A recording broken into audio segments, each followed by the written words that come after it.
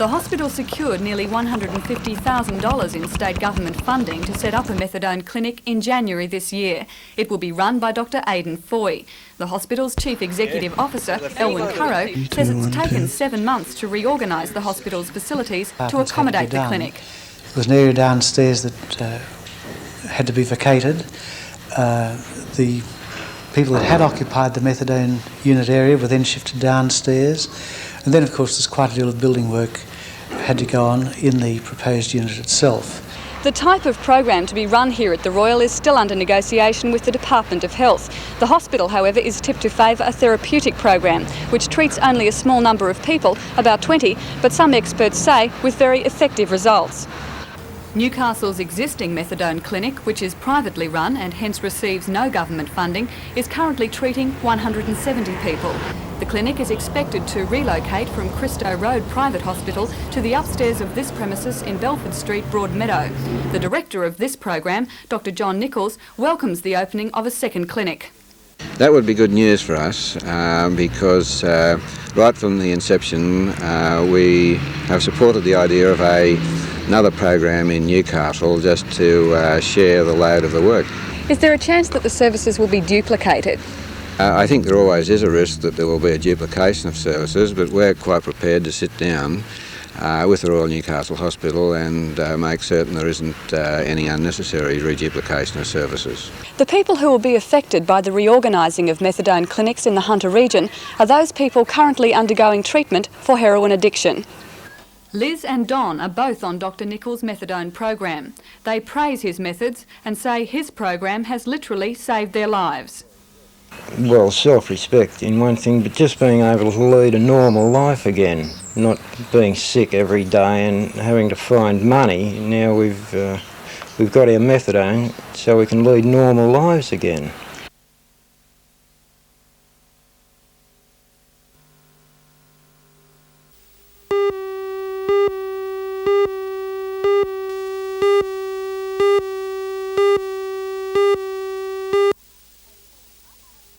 At St Joseph's Infant School at Belmont North today, Wolfie and Duke demonstrated how obedient any dog can be after just 8 weeks of training. With their owners Robin and Jeff from the Hillsborough Dog Training Club, they went through their paces for the Kinder to Year 2 students. The program is a joint initiative between the Council and the Hillsborough Dog Training Club.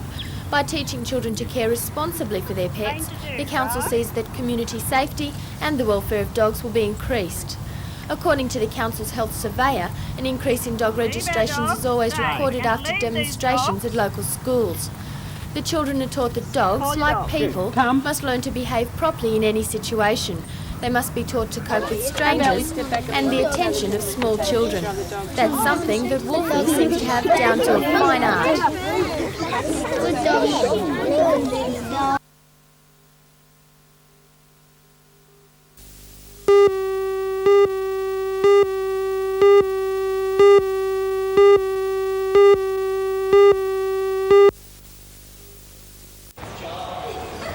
There's been no shortage of sporting teams from the United States to tour Newcastle on cultural exchange programs.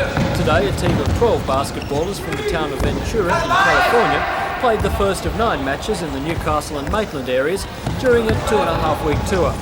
The Californians in dark blue played Merriweather High School at the Sports and Entertainment Centre at Broadmeadow in a friendly but keenly contested game. Merriweather made the top 8 in the state knockout this year, but despite that impressive achievement, their younger opponents clearly outplayed the locals. The tourists are all aged 15 or 16, and for their stay in Newcastle, they're being put up by local families. They come from several different schools in Ventura and came to Newcastle on the recommendation of the US Cultural Exchange Organisation. Today's game went their way, 66-35. Tomorrow night at the same venue, though, they'll face tougher competition in the Newcastle under-18 representative side.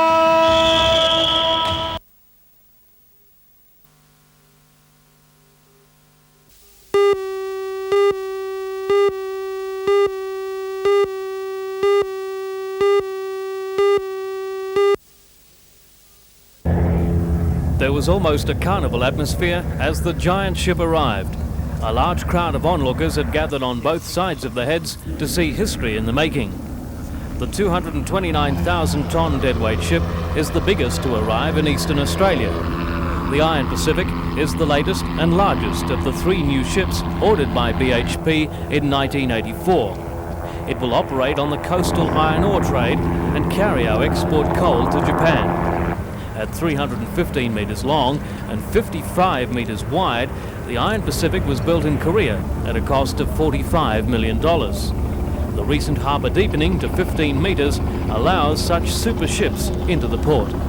The Iron Pacific was a majestic sight as it glided into the harbour this morning, with 90,000 tonnes of coal on board loaded in Port Kembla.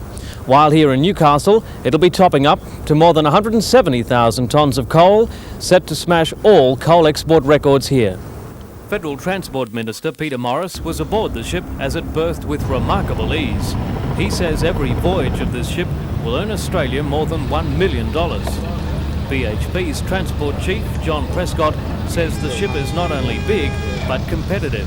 It's the finest ship in the Australian fleet, one of the finest ships in the world. The performance, is it a very economical ship? It's a very economical ship indeed. The economy of scale that we get from being able to carry 180,000 tonnes of cargo to a port such as Newcastle will make it a great success.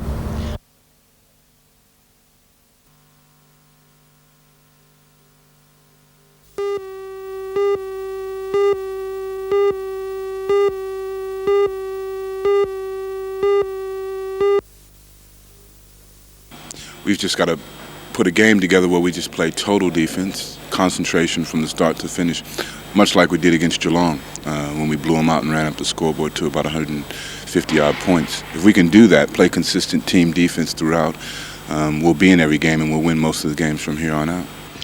Well, the Tigers are 3-12, not a very impressive record, and yet they've got Andrew Gaze and a fellow called Stanley. Paul Stanley. And they're running 1-3 in the top scorers in the National League, so they've got to be a bit of a dark horse to be watched, I'd suggest.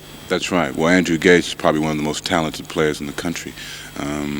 20 years old, and he's played so much international basketball, averaging over 36 points a game. And the American that you mentioned, Stanley's averaging over 32 points a game. So they've got some very talented players, and I think it'll be a very entertaining game. I think if we can play the solid defense from the start, we can run the scoreboard up quite a bit. It really needs to be a win for the Falcons to start on the road back up, and there's a bit to go up, isn't there? There's a long climb up to go, and I think we're in a good position because we've probably got the best draw now of any of the 4 teams that are contesting that final spot. We've got, after this week or after Saturday's game, Canberra and then Brisbane, and then about 6 home games in a row. So that's a good stretch. I think we'll win. I think we'll win comfortably. What about the team all fit and well and raring to go, not being adversely affected by losing?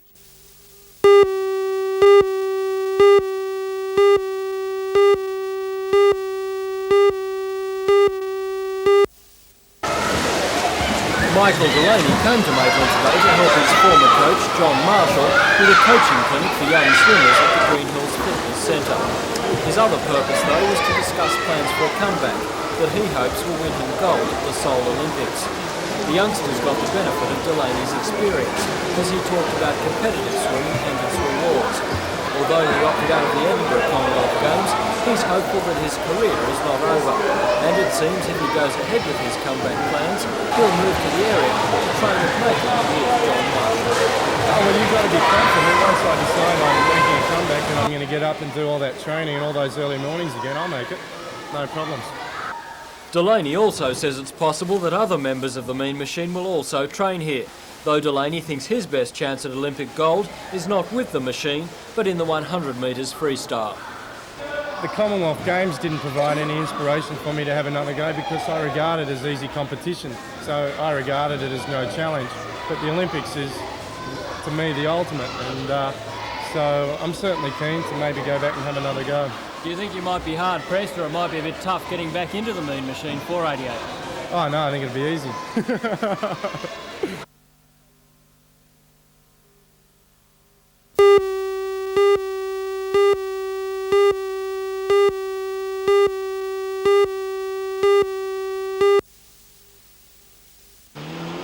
The MG Car Club's Nelson Plains circuit has a reputation for sorting potential champions from the also-rans, and so it was yesterday when 32 competitors lined up for the dirt sprint.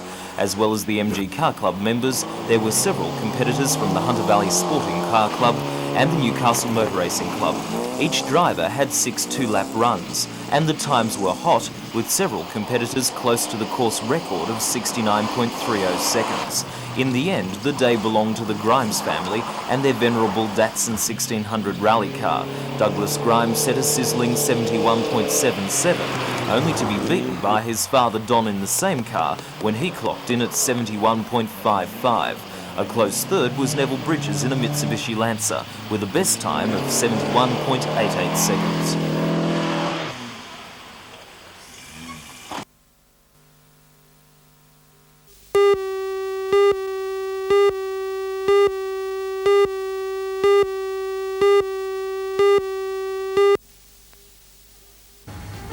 Hello, I'm Helen Hughes. Plans for the new Hunter Technology Development Centre, which aims to stimulate industry in the region, were unveiled today. Tenders for the first stage of this $5 million project are expected to be called within the next few weeks. Join Ray Deneen and John Church for all the news tonight at 6.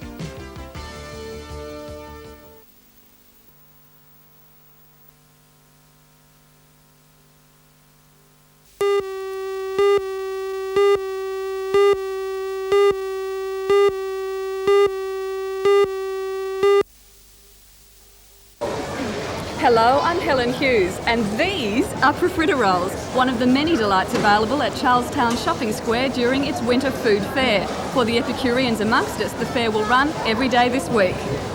Join Ray Deneen and John Church for all the news tonight at 6.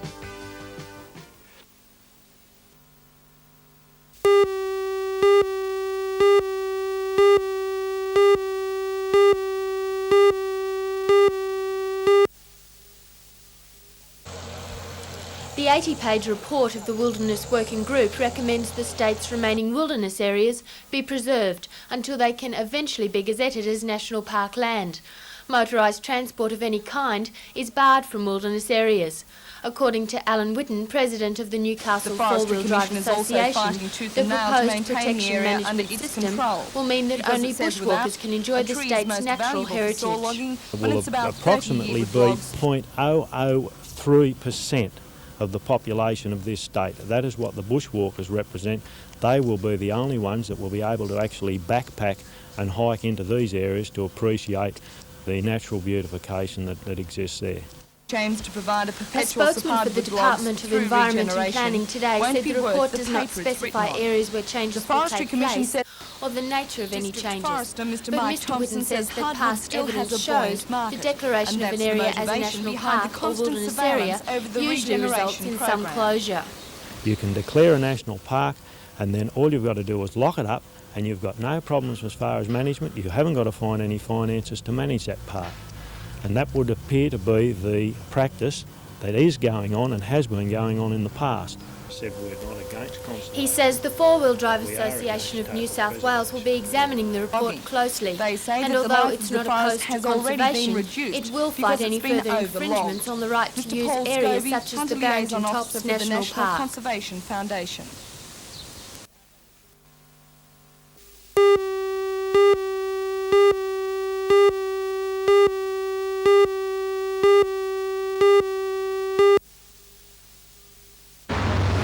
The City Council has set up an electoral office in the Civic Arcade. Staff have been settling in for what is expected to be a busy 5 weeks leading up to the September the 13th poll.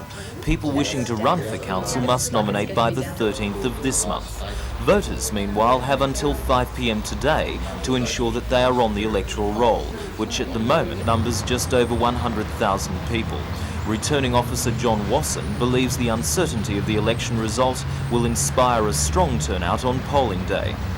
One would expect that in view of the interest which exists at the present time in the by-elections in Sydney, it's been widely reported in the media, and also the fact that this council has had an administrator for so long and now is to have an election for a council, one would think that perhaps there'd be a larger turnout than what would normally be the case.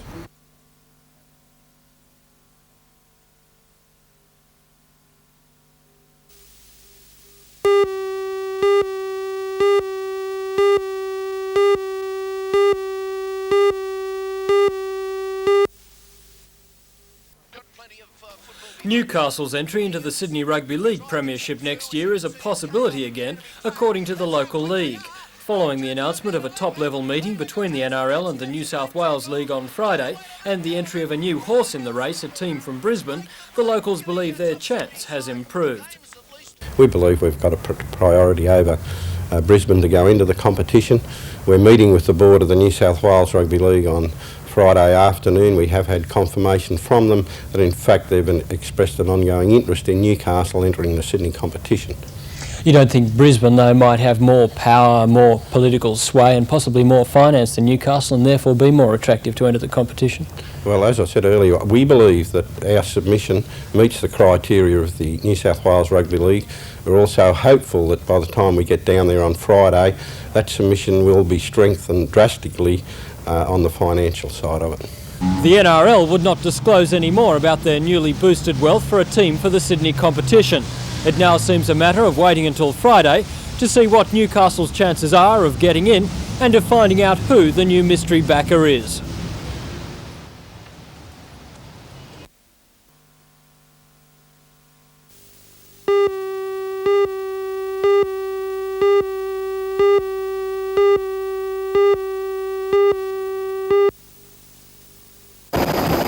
November this year, both the Swedish and German companies vying for the submarine work will report to Defence Minister Ken Beazley.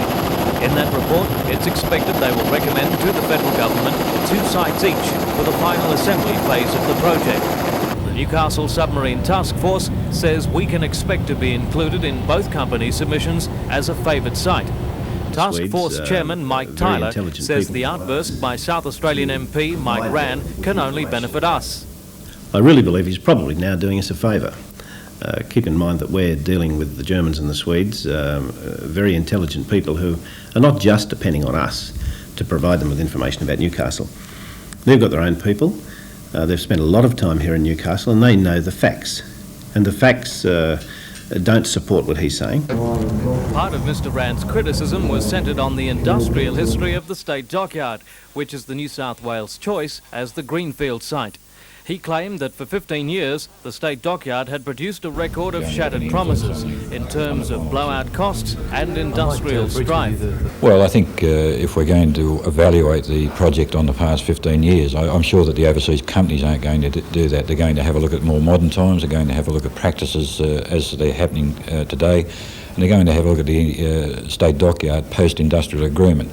And quite obviously, the industrial relations record at State Dockyard is without parallel in Australia. Federal member for Newcastle, Alan Morris, has just returned from visits to the Swedish and German shipbuilding concerns. He says both companies and the Australian Navy have been impressed with recent refitting work carried out at the dockyard. I think it's obvious that he's picked up the feedback that Newcastle is doing well and that we are a strong, capable place. And if you can't win by fair means, then you try and distort your history and you try and use emotional attacks on us. And I think that's exactly what he's doing. The South Australian attack on the New South Wales shipbuilding industry came just one day after the Newcastle City Administration announced its intentions to establish a sister city relationship with the city in West Germany, Kiel, and Malmö in Sweden. I think it can only do us good. Already a very good relationship has been built up between the Germans and the Swedes and Novocastrians. I think to further mould those bonds, keeping in mind that both companies look at sending a lot of people to our region, and the aesthetics of our region are very important to them and the general living conditions. I think it's got to be a great help to us.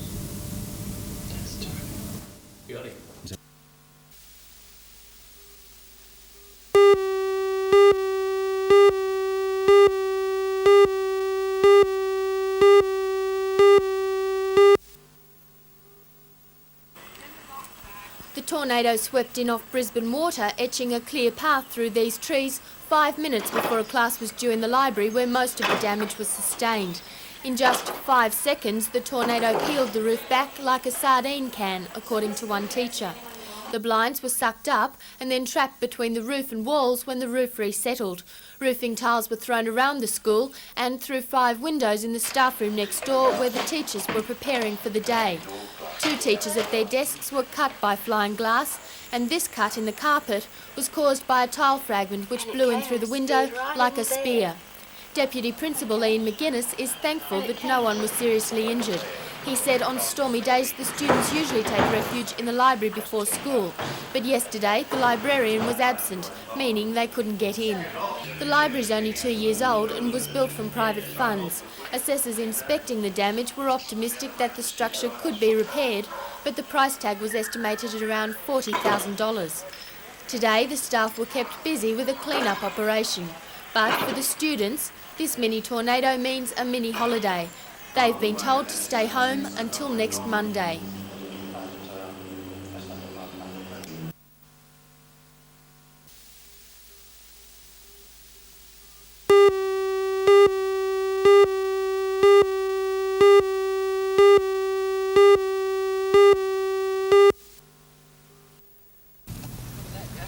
Several hundred plumbers and gas fitters converged on the Newcastle Workers' Club this morning to vote on a package of claims which would effectively contravene the Prices and Incomes Accord. The meeting unanimously rejected the recommendation, but passed a resolution calling on the Hawke government to review its wages and incomes policies. General Secretary of the PGEU, George Crawford, says he's not disappointed with the decision. Was today's response from the Newcastle branch a setback for the federal executive's campaign? Well, I suppose one could say that. So far as the union is concerned, I think it's fair to say that we're the only union that's putting the decision back to its rank and file for the rank and file to make its decision. And in making that decision, you don't get a uniform pattern right through. Meantime, the Master Builders Association has welcomed today's decision by Newcastle plumbers and gas fitters not to pull out of the Prices and Incomes Accord. Norm Steep says he's pleased with the decision, saying it will encourage other building industry unions to abide by the Accord. If the rank and file stand up and be counted in this way, well, at least we've got some justice back into the system. Does that show anything in particular about the rank and file in the building industry in the Hunter Valley? I think it shows in this area that they're concerned, that they realise the state of the economy and they've accepted a position that will protect their jobs, and I think they want to continue that way.